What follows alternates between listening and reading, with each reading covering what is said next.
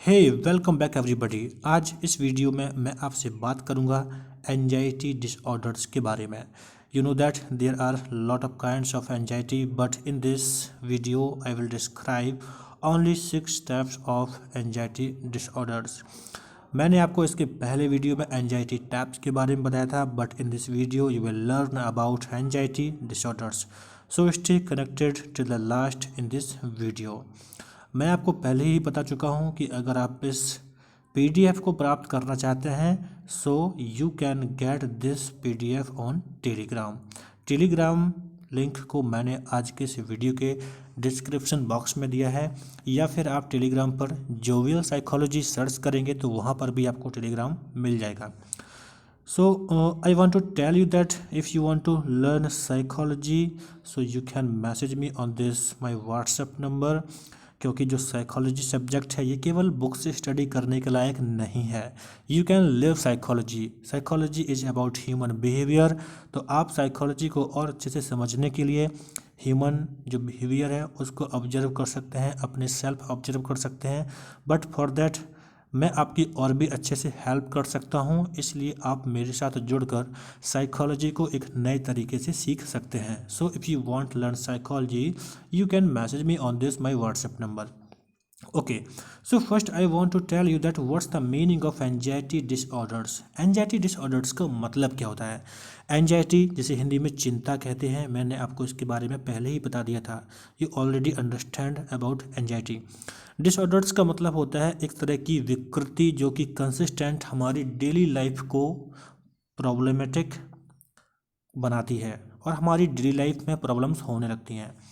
So you can say that anxiety disorders are mental health disorders, यानी जो anxiety disorders है ये mental health के डिसऑर्डर होते हैं, करेक्टराइज्ड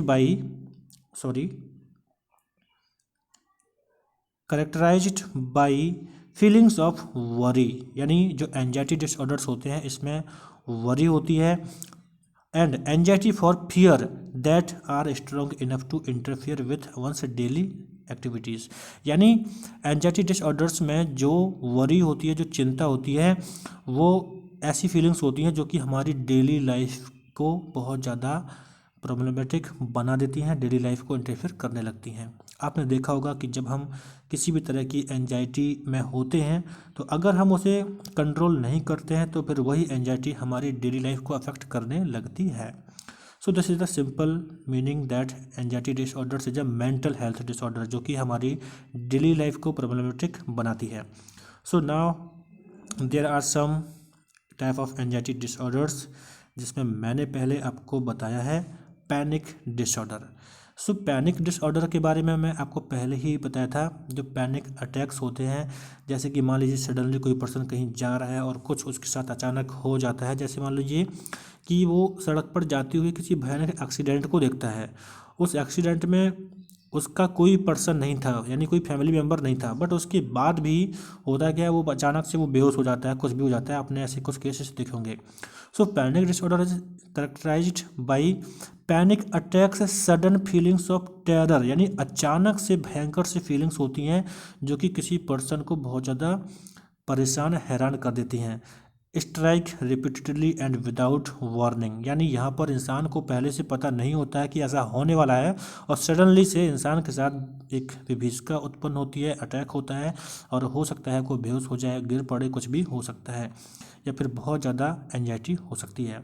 यहाँ पर जो फिजिकल सिम्टम्स होते हैं इसमें चेस्ट पेन होता है, पैल्पिटेशंस होता है, यानी जो हार्ट बीट होती है वो बढ़ जाती है और सांस भी उसकी धीमी हो जाती है, डिजीनेस और एब्डोमिनल स्ट्रेस, यानी उसको पेट में दर्द हो सकता है, तो ये समस्या भी उत्पन्न हो जाती हैं। डिजीनेस का मतलब है सर चक्कर आना, और उसको सर चक्कर जैसी भी समस्याएं हो सकती हैं।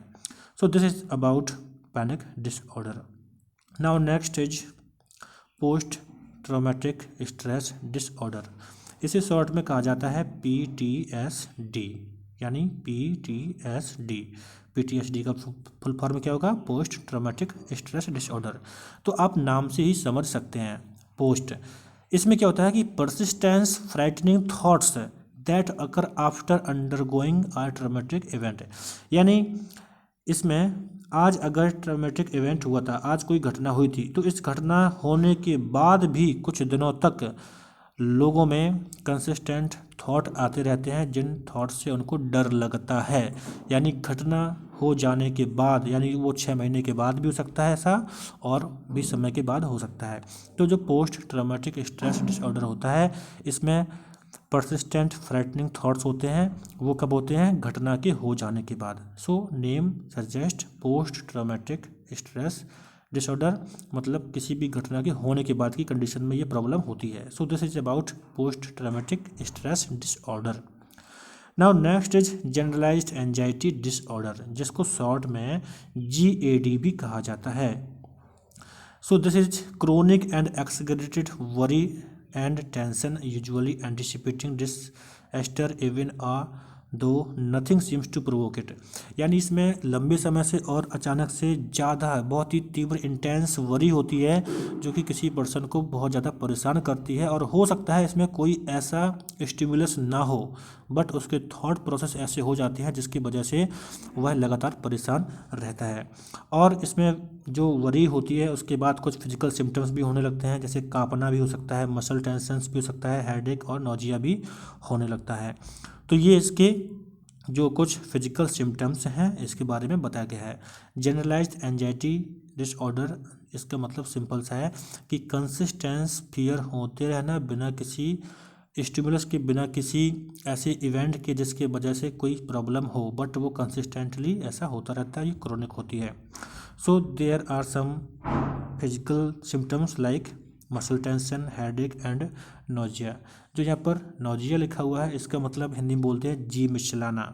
आपने देखा होगा कि अपने फ्रेंड सर्कल में या किसी फैमिली मेम्बर में कभी कभी कुछ ऐसी प्रॉब्लम्स हो जाती है कि पता ही नहीं चलता है हुआ क्या, और आप उनको हॉस्पिटल भी ले जाते हो तो वहाँ पर भी उन्हें कोई प्रॉब्लम नज़र नहीं आती है। So this is a psychological disorder जिसे हम बोलते हैं generalized anxiety disorder. Now next is obsessive compulsive disorder. This is very common and I think आपने इसके बारे में सुना होगा, जिसे हम बोलते हैं शॉर्ट में OCD, ऑब्सेसिव कंपल्सिव डिसऑर्डर। इनके नाम से ही समझ सकते हैं कि इसमें जो कोई भी बिहेव होता है उस बिहेव में ऑब्सेशन होता है और वो कॉन्टीन्यूस होता है। सो OCD is repeated intrusive and unwanted thoughts that cause anxiety. यानी जैसे कि आपने देखा होगा कुछ लोगों को सफाई करने की आदत होती है, यानी अगर उन्हें अपने हाथ धुलने हैं तो वो लगातार अपने हाथ ही धुलते रहते हैं, क्योंकि उनको लगता है नहीं मेरे हाथ में अभी कुछ ना कुछ रह गया है। तो इस तरह से और भी प्रॉब्लम्स होती हैं, जैसे कि मैंने केस देखा था, तो उस टाइम पे एक गर्ल थी जिसको बहुत ही बड़ी प्रॉब्लम थी। वो अपने बाथरूम में एटलीस्ट 1 आवर तक टाइम देती थी और एटलीस्ट 1 टाइम पे 1 सोप यानी साबुन का यूज करती थी, बिकॉज उसको बहुत ही इंटेंसिव एंजाइटी होती थी इस बात की कि नहीं उसने अभी अपने बॉडी को अच्छे से साफ नहीं किया है। So there are lot of problems may be different way. So यहाँ पर मतलब जो कंपल्सन होता है वो काम को लगातार करने का होता है, क्योंकि उनको सेटिस्फैक्शन नहीं मिलता है, और वो एंजाइटी को कम करने के लिए उस काम को या उस बिहेव को रिपीट करते रहते हैं। सो this is OCD। Now next is social phobia. Social phobia is very common. इसे समझने के लिए आप अपने सर्कल में देखिए कि कुछ लोग ऐसे होते हैं, आपके सर्कल में देखा होगा कि वो सोसाइटी में जाने से डरते हैं। जाने का मतलब यहाँ आने जाने से नहीं है, मतलब वो सोसाइटी के सामने नहीं आना चाहते हैं। जैसे अगर आज इस डिजिटल मीडिया के अकॉर्डिंग देखा जाए तो कुछ लोग ऐसे होते हैं जो अपनी फ़ोटो को फेसबुक पर, यूट्यूब पर अपने वीडियोज़ को डालना पसंद नहीं करते हैं।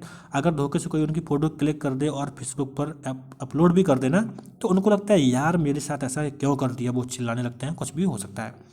So social phobia is fear of being the focus of attention, of scrutiny, or of doing something that will intentionally humiliating। यानी जिनको सोशल फोबिया होता है उनको लगता है कि अगर वो कुछ करते हैं तो सोसाइटी के लोग उन पर बहुत अटेंशन देंगे या उन पर जांच कर सकते हैं। जांचने का मतलब है कि उनको ऑब्जर्व करेंगे कि what's you are doing like this, और बाद में कुछ प्रॉब्लम हो सकती है, तो ऐसा होता है। So this is about social phobia. And next is simple phobia. Phobia जिसे हम डर कहते हैं, this is the extreme and disabling fear of something that causes little or no danger and leads to avoidance of objects or situations such as flying heights or animals. Simple सी बात है, phobia एक ऐसा extreme level पर fear होता है जिसकी वजह से व्यक्ति उस ऑब्जेक्ट या उस सिचुएशन को लीव कर देते हैं, छोड़ देते हैं। जैसे मान लीजिए अगर किसी को पानी से डर लगता है तो वो पानी के पास ही जाना पसंद नहीं करेंगे, वो चाहे मतलब एक बाल्टी पानी रखा हो या एक गिलास पानी रखा हो। आप सोचेंगे ऐसे कैसे हो सकता है कि कोई एक गिलास पानी से डर सकता है। यस, बस बट जब ये जल यानी वाटर का जो फोबिया होता है, जैसे हम हाइड्रोफोबिया कहते हैं, जब यह बहुत इंटेंस लेवल पर पहुंच जाता है तो किसी को पानी के गिलास से भी डर लगता है। सो कीप इन माइंड कि फोबिया दिस इज इरेशनल होता है क्योंकि लॉजिकल नहीं होता है। अगर आपके सामने शेर आ जाए तो सीधी सी बात है आपको डर लगेगा, लेकिन अगर आपके सामने छोटा सा कोई कीड़ा आता है, जैसे मान लीजिए किसी को छिपकली से भी फोबिया होता है, तो सोचिए छिपकली से क्या सच में इतनी डरने वाली बात है? नहीं, लेकिन उनको इरेशनल थॉट्स की वजह से बहुत ज़्यादा प्रॉब्लम होती है, तो वो उस तरह की सिचुएशंस को जैसे कि ऊंचाई वाली जगह पर जाने से बचते हैं, और कुछ लोगों को बंद वाली जगह से भी प्रॉब्लम होती है, उस जगह से भी डरते हैं, जैसे क्लस्टरोफोबिया कहते हैं। बहुत तरह के फोबियाज होते हैं, मैं उसको आपको अलग तरीके से डिफाइन करूँगा। So this was about some kinds of anxiety disorders. You can learn it, understand it, and you can get this PDF on the Telegram. And if you want to learn psychology and if you want to solve MCQ, so you can join the channel Telegram, that is Jovial Psychology. Okay, so thanks for watching this video. मैं आपसे next video में मिलता हूँ phobia को लेकर। What about phobia, उसके बारे में मैं आपसे बात करूँगा।